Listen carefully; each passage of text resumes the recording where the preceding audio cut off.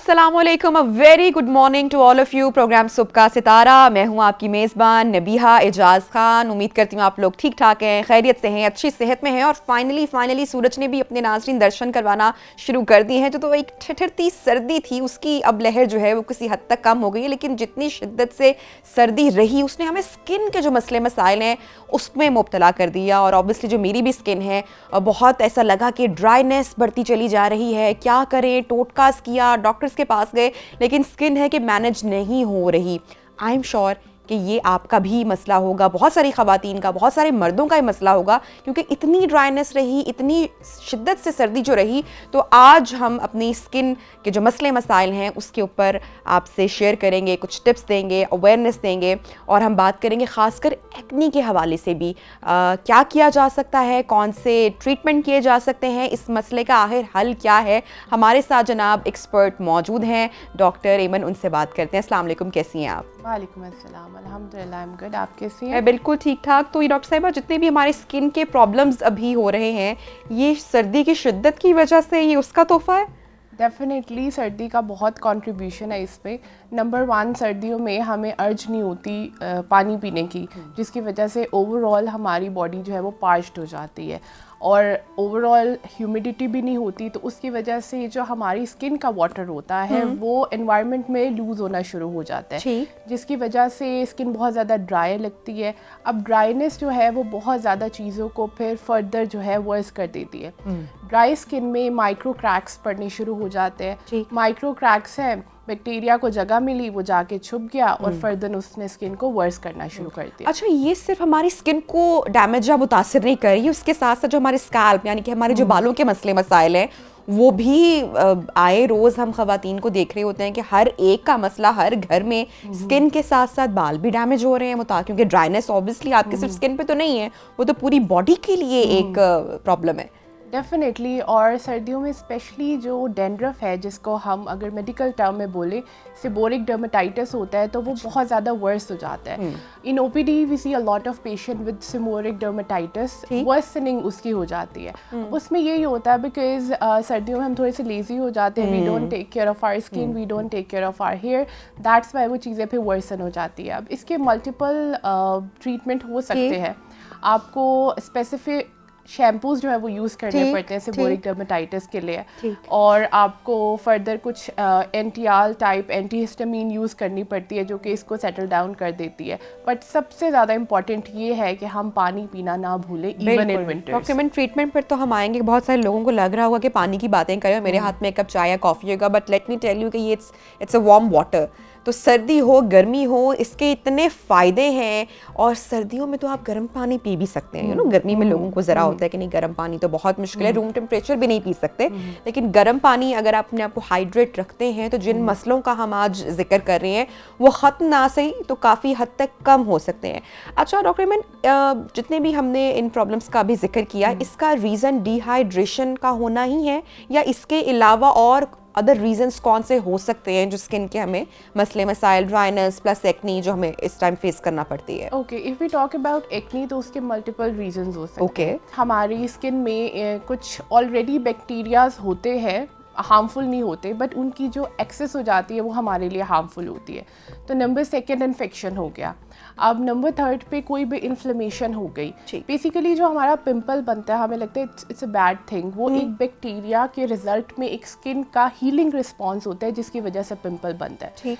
तो नंबर 3 हमारी इन्फ्लेमेशन हो गई। फिर कुछ फीमेल्स में प्यूबर्टल एज में जो फीमेल्स होती हैं उनमें हार्मोनल इम्बैलेंस की वजह से भी एक्नी हो जाती है, जिसमें बहुत वाइडली पाकिस्तान में प्रेवलेंट पीसीओएस के पेशेंट होते हैं या पीसीओएस के पेशेंट होते हैं। तो ये 3-4 रीजंस है that can very well contribute to acne. Also इस चीज़ के बारे में ज़्यादा बात नहीं की जाती, लेकिन शुगर इनटेक भी आपके एक्नी को वर्स कर सकती है। And if you cut down sugar, आप within a week difference देखेंगे अपने एक्नी ब्रेकआउट्स में। प्लस अगर हम हाइजीन की बात करें तो pillow covers, you need to frequently change your pillow covers. Plus जो ख़वातीन मेकअप करती है उनके मेकअप ब्रशेस, ब्यूटी ब्लेंडर्स, इन सब को आप वीकली या बाई वीकली लाजमी क्लीन करें। तो इन सारी चीज़ों की वजह से जो है वो एक्ने होती है मोस्टली। अच्छा, आपने PCOS का जिक्र किया और उन बच्चियों का किया जो स्पेशली टीन एज में होती हैं, उनको ये प्रॉब्लम होता है। अच्छा, ऐसे में जिन बच्चियों को एक्ने होती है इस एज में, कुछ खास केसेस ऐसे होते हैं जिनमें लाइफ टाइम के लिए चेहरों पर जब आपको एक्ने होती है तो गड़े बन जाते हैं। ऐसी कौन सी गलतियां बच्चियां कर रही होती हैं ड्यूरिंग दिस टाइम कि क्योंकि वो जो स्कार्स है वो फिर एक प्रॉपर ट्रीटमेंट के बाद भी शायद ही जाते हैं। That's true. आप जिन स्कार्स की बात कर रहे हैं उन्हें मेडिकल टर्मिनोलॉजी में आइस पिक स्कार्स या बॉक्स स्कार्स बोलते हैं, गड़े। अब उसमें ये होता है कि जब भी आपको कोई भी इन्फ्लेमेटरी रिस्पॉन्स स्किन में हो रहा है, आपने उसको पिक नहीं करना। You don't pick your pimples. जब आप उसको छेड़ते हैं, अब इरिटेशन होती है, आप चाहते हैं कि जल्दी से वो ख़त्म हो जाए, तो उसके चक्कर में हम एक in the long run further जो है प्रॉब्लम कॉज कर लेते हैं। तो we need to be very careful. अब इसमें भी you need to keep yourself hydrated. और इसका एक हल, बहुत अच्छा हल ये है कि जो आपके पिंपल पैचेस मिलते हैं ना, आप वो लगा लें। तो उससे ये होगा कि आपको वो अर्ज भी नहीं होगी और ओवरनाइट उसकी हीलिंग भी अच्छी हो जाएगी। ठीक, तो दैट यू शुड प्रिवेंट। ठीक। अच्छा, जो लोग बाहर जाते हैं और जिस तरह का मौसम है, जो गर्द आलूद और एयर पोल्यूशन, हमारे यहाँ एनवायरमेंटल जो पोल्यूशन जिस तरह से हमें मिलती है, धुआं है और हर चीज़ है, ये हमारे स्किन पे ऑब्वियसली इसके पार्टिकल्स रह जाते हैं। बहुत सारे लोगों की हैबिट्स नहीं होती उस तरह से कि घर आए और प्रॉपर फेस क्लीनिंग या फेस वॉश किया। ये भी आप एक रीज़न समझती हैं कि वही पोल्यूटेड फेस आप लेके घर आ जाते हैं और वो हमारे पोर्स के अंदर तक वो गर्द आलूद चला जाता है और फिर जो एंड रिजल्ट है that cause acne and pimple? Definitely, बल्कि स्पेशली जिनको एक्ने का इशू होता है हम उन्हें डायरेक्ट करते हैं कि आप डबल क्लेंजिंग करें। अब डबल क्लेंजिंग में मैं थोड़ा सा I would like to dive deep into it. अब सबसे पहले आपको एक ऑयल क्लेंजर होना बहुत ज़रूरी है। लोगों को ये लगता है कि ऑयल क्लेंजर है, it can cause clogging of pore further more. लेकिन अगर आपने अपने पोर्स में से क्लीनिंग करनी है तो आप वही चीज़ लेंगे ना जो उसको अट्रैक्ट करके जो है क्लिनस करेगी प्रॉपरली। तो ऑयल क्लेंजर से आप स्टार्ट करें, जिसमें सिंपल आप कोई भी क्लेंजिंग बाम या वैसलीन ही आप एक दफ़ा उसको अच्छी तरह से रब करके, या स्पेशली जो लोग मेकअप यूज़ करते हैं उसको आप रिमूव कर ले। फिर सेकेंड टाइम आप किसी फोमिंग क्लेंजर से जो है वो वॉश करें ताकि आपके पोर्स भी क्लीन हो जाएं और जो ऑयल क्लेंजर के रेजिड्यू हैं वो भी फर्दर आपकी स्किन पे ना रहे। अच्छा, ठीक है। अच्छा, मैं यहाँ पे न्यूबॉर्न्स का भी आपसे लास्ट में जिक्र करना चाहूँगी। मैं अक्सर बहुत सारे ग्रुप्स देख रही होती हूँ और वहाँ पे ख़वातीन अपने बहुत सारे मसले मसाइल जो मदर्स होती हैं अपने प्रॉब्लम्स शेयर कर रही होती हैं। न्यूबॉर्न बच्चों को भी अक्सर एक्ने या दाने छोटे छोटे चेहरे पे, चाहे वो सर्दी का बच्चा हो चाहे वो गर्मी का बच्चा हो, उनकी स्किन शायद रिएक्ट करती है ऑब्वियसली वोम से जब एक नए एनवायरनमेंट में आते हैं, तो शायद वो भी एक फैक्टर है। उसको ट्रीट या क्योर किस तरीके से किया जाता है? क्योंकि मैं अक्सर देख रही होती हूँ कुछ मदर्स ऑलिव ऑयल रब कर रही होती हैं, कोई कोकोनट ऑयल से मसाज कर रहा होता है, कोई नॉर्मल घर की जो क्रीम्स हैं वो लगा रहे होते हैं, तो बेबी के लिए हार्मफुल होती हैं? जी, आपने बहुत अच्छा पॉइंट रेज किया है।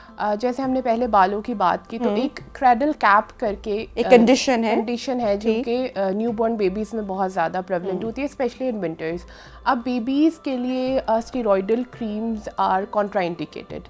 तो इसका सिंपल हल ये है कि आप उसकी क्लीनलीनेस करें और उसको मॉइस्चराइज या हाइड्रेट करें। ठीक है। आप ऑयल से भी कर सकते हैं, आप वैसलीन से भी कर सकते हैं, और इमोलियंट्स तो बेस्ट होते हैं। अब वो क्या करते हैं, एक लेयर बना लेते हैं स्किन के ऊपर जिससे वाटर लॉस कम हो जाता है। तो आप इमोलियंट्स यूज़ करें या ऑयलिंग करें, but don't go for steroids. ठीक, सही है। अच्छा, अब ज़रा बालों के भी मसले मसाइल के ऊपर आते हैं।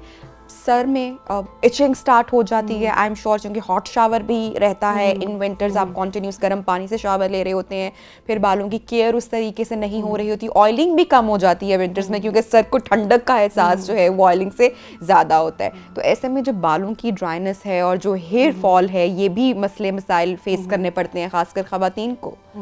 अच्छा, अगर हम बालों के हेयर फॉल या ड्राइनेस की बात करें तो एक मिसकंसेप्शन है कि डेली आपने शैम्पू करना है। You don't need to shampoo your hair daily. तो फिर कितनी बार करना चाहिए? आप ट्वाइस और थ्राइस अ वीक करें, दैट्स मोर देन इनफ। क्योंकि कुछ जो ऑयल होते हैं वो हमारे बालों को चाहिए होते हैं, कुछ इसेंशियल ऑयल जो हमारी बॉडी प्रोड्यूस करती है। अगर आप फ्रीक्वेंट वॉशिंग करेंगे तो वो उन नेचुरल ऑयल्स को भी स्ट्रिप ऑफ कर देगी, तो नेचुरल मॉइस्चराइजेशन भी नहीं रहेगी। ये तो शैम्पू के रिलेटेड चीज़, यानी हमारे बालों में जो एक नेचुरल ऑयल जब आता है और जिसको हम समझते हैं कि हो अब तो सर बहुत गंदा या खराब हो गया तो हम फौरन शावर लेते हैं, तो वो कुछ अरसे के लिए, एक दिन के लिए आपको रखना चाहिए, ये आप बता रही हैं? जी जी ठीक है। या अगर आपको वॉश करना है तो आप सिंपल रिंस ऑफ कर लें, you don't need shampoo use नहीं करें, डेली शैम्पू यूज ना करें। और कुछ चीज़ें होती है लगाने की और कुछ चीज़ें होती है जो हमने इंटरनली ठीक करनी होती है। अब इसमें यहाँ पे मैं विटामिन डी का लाजमी जिक्र करना चाहूँगी। Whether it be acne, whether it be here fall, vitamin D का बहुत रोल है मर्द खवातीन दोनों में। और आप स्टडीज़ देख ले, पाकिस्तान की 80 to 90% पॉपुलेशन डेफिशिएंट है। और फिर ये होता है कि अक्सर डॉक्टर्स या कुछ जनरल प्रैक्टिस है कि विटामिन डी के लेवल्स करवा ले। अब हर बंदा अफोर्ड भी नहीं कर सकता, तो जो हमने डेटा रिसीव किया है, इट्स बेस्ट कि you start taking vitamin D, क्योंकि हम लोग सूरज से बचते हैं, इतना सूरज में भी नहीं जाते, एक्सपोजर नहीं है। तो विटामिन डी आप बाय मंथली या मंथली लाजमी ले, वो आपकी स्ट्रेस लेवल्स को कम करेगा, एंटीऑक्सीडेंट है, एंटी इन्फ्लेमेटरी है, तो it can help you both with your skin and your hair. ठीक। अच्छा, ये सिर्फ विटामिन डी की ही डेफिशिएंसी, तो आपने एक बड़ा नंबर बताया जो कि पाकिस्तान में आप कह रही कि 80 to 90% लोग जो हैं विटामिन डी के डेफिशिएंट है। किसी बॉडी में और भी तरह के कोई विटामिन्स या मिनरल्स हैं, उनकी डेफिशिएंसी भी स्किन के और बालों के मसले कॉज करती है? डेफिनेटली आयरन की मैं बात करना चाहूँगी, और पाकिस्तान में जैसे अनीमिया बहुत ज़्यादा है, चाइल्ड बेयरिंग एज में जो वुमेन है उनमें अनीमिया है, और iron deficiency anaemia is the leading cause of anaemia. तो हमें आयरन लेवल्स करवाने चाहिए, दैट्स इजी। आप CBC से आप हेमोग्लोबिन भी पता कर ले तो थोड़ा सा आइडिया हो जाता है। जिंक बहुत ज़्यादा इंपॉर्टेंट, जिंक का इम्यूनिटी में भी रोल है, स्किन में भी उसका बहुत ज़्यादा रोल है। तो ये कि हमें सप्लीमेंटेशन को भी ध्यान में रखना चाहिए अपने टॉपिकल्स के साथ साथ। ठीक है, सही है। अच्छा, बहुत सारे अगर हम बात करें मर्द और ख़वातीन की बात करते हैं, जैसे हम कह रहे हैं कि हेयर फॉल हो जाता है, ऐसे में किसी चीज़ का ओवरडू हो जाना वो भी बालों के लिए नुकसानदेह, क्योंकि बायोटिन वी ऑल नो कि बालों की सेहत के लिए एक विटामिन है जो लोग यूज़ करते हैं, और उनको लगता है कि अब हम बायोटिन का इस्तेमाल डेली खुराक के साथ करेंगे तो अब तो हमारे बाल बहुत स्ट्रॉन्ग और अच्छे हो जाएंगे, लेकिन इसका कॉन्टिन्यूस इस्तेमाल भी बालों को या स्किन को नुकसान पहुंचा सकता है। डेफिनेटली, देखिए excess of everything is bad. Plus हम उसका रूट कॉज नहीं पता करते कि हेयर फॉल का रूट कॉज क्या है। अगर जिंक या विटामिन डी की वजह से आपके हो रहा है तो biotin is not gonna fix it. Plus कुछ लोगों को जैसे मेल पैटर्न बॉल्डनेस होता है, मर्दों में एक ख़ास एज के बाद बाल गिरना शुरू हो जाते हैं, अगर वो है तो even that's not gonna help, वो फिर आपको कुछ हार्मोनल मेडिसिन्स लेनी पड़ती है। कुछ लोगों को ऑटो इम्यून डिजीज़ होती है जिसे हम एलोपेशिया एरिएटा बोलते हैं। तो इट्स इम्पॉर्टेंट कि आप किसी कंसल्टेंट के पास जाएँ ताकि आपको उसका कॉज पता चले, आप सेल्फ मेडिकेट ना करें। अच्छा, सबसे पहले हमने जब प्रोग्राम अपना आगाज़ किया तो डॉक्टर साहिबा ने बात की कि जो नंबर 1 रीज़न है स्किन के मसले मसाइल के और बालों के मसले मसाइल के लिए, वो जनाब डिहाइड्रेशन का होना है, तो पानी का जो इस्तेमाल है वो बहुत इम्पॉर्टेंट है। ठीक है, अब हमें अपना वाटर इंटेक रखना है, वो हमें ऑब्वियसली हाइड्रेट रखेगा, लेकिन उसके साथ साथ हमें अपने स्किन की जो आउटर हमारी ये लेयर है इसको भी हाइड्रेट रखने के लिए बहुत सारे प्रोडक्ट्स अवेलेबल हैं। स्किन केयर के ट्यूटोरियल्स आजकल हम ऑन सोशल मीडिया देखते रहते हैं और हम बड़ा इंस्पायर होते हैं, वो करने की कोशिश भी करते हैं। सो हमारे स्किन की ये जो एक आउटर लेयर है इसको हाइड्रेट करने के लिए हम क्या कुछ कर सकते हैं? इसके भी मल्टीपल ऑब्वियसली ऑप्शंस मार्केट में अवेलेबल है। जिन लोगों की ज़्यादा एक्नी प्रोन स्किन नहीं है वो तो सिंपल वैसलीन भी लगा ले तो इट्स मोर देन इनफ, वो बहुत अच्छा आपको एक ओक्लूडिंग बैरियर देती है। सेकेंडली, आप कोई भी अच्छा मॉइस्चराइज़र ले ले, आपको बस कुछ चीज़ें देखनी है कि वो उसमें ना हो, उसमें फ्रेग्रेंस ना हो, उसमें अल्कोहल ना हो, उसमें स्ट्रिंजेंट्स ना हो। तो आप कोई भी एक अच्छा मॉइस्चराइज़र ले सकते हैं। Doesn't have to be very expensive या एक लंबी रूटीन होने की ज़रूरत नहीं है। आप उसको ट्वाइस अ डे मॉइस्चराइज़ करें, साथ एमोलिएंट्स यूज़ करें जिनकी एक्सट्रीमली ड्राई स्किन है, and you will be good to go.